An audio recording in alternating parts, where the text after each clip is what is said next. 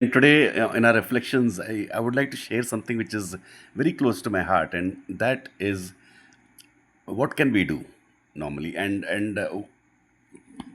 when we see clearly that these political leaders in other areas also like education or media are clearly illogical, clearly they are flouting basic moral principles, even basic morality, and they're doing it openly.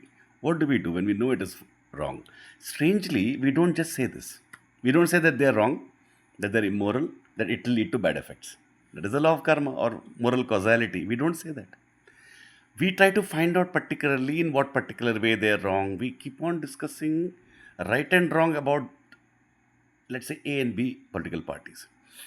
But A and B are not here to listen to your right and wrong or what you should do. A and B are here to follow their own agenda and own power lust. They are there to follow that. If we don't recognize that socially, politically, whatever, psychologically, ideationally mainly, if we don't recognize that A party has an agenda and are very clear and aggressive, like genius like, to follow it. B also is the same. If we don't see that, if I don't see that, I cannot understand. If all don't see that, world cannot change. That is a fact. For that, we require to educate in history, in sciences and maths, and in literature. You cannot bypass these three subjects. You cannot. Otherwise, you know how it will be. It will not reach people.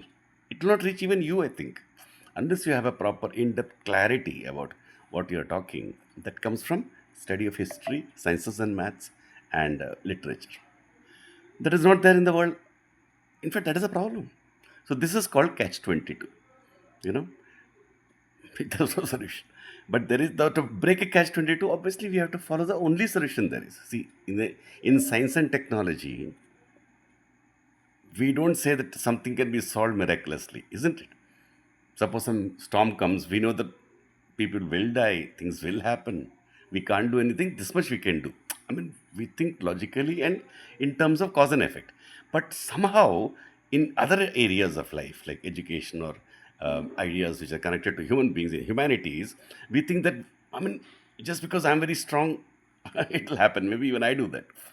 But the fact remains that there also causality will work. No, miracles will not happen.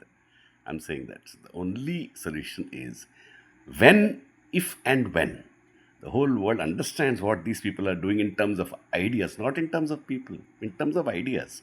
That is a dim hypothesis. The religionism, the skepticism, and the rationality. That's really true. We also know that.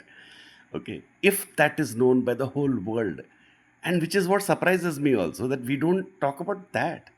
We forget the changing the world. We don't change one human being in our life. One. No, we don't. Once we do that, and we have to do it as a trial and effort. We can't just tell the truth to somebody and he has changed, and then we start abusing and having fights with him. It can't happen like that. This is a symptom of wanting a result without enacting the cause. We think that in humanities it works. It does not work. And usually I have seen people hide behind the cover of this concept of free will. Free will is not beyond causality. Free will has limits. Okay, I have free will doesn't mean I can change the world. That would be maniacal, you know. What's called megalomaniacal, actually, it will be. We can't do anything about this world.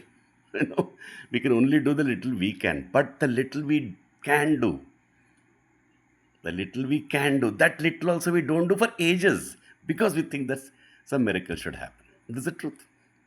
At least all the facts I've put on the table now with respect to. So the only way, you can check my pinned post, the only way is the way I have found. I'm sharing that now specifically with you all is that if you teach spellings, you can teach how to read spelling and grammar. Then if you teach how to read properly, it becomes study methods. Then you teach the basic subjects. You transform and reform the school subjects. You teach it. Lisa Van Dam is doing. Michael Gold is another educator whom I know. I myself know. 4 or 5 educators are doing it this way. They always get results. There is one example of how we are getting results. If you are being objective and you're not getting results, that is not objectivity. This is objectivity. When you do something and you get a result, we think that some other result will come. You know? And Ayn Rand calls it, explains this and how what can one do in her own essay. Starts with that.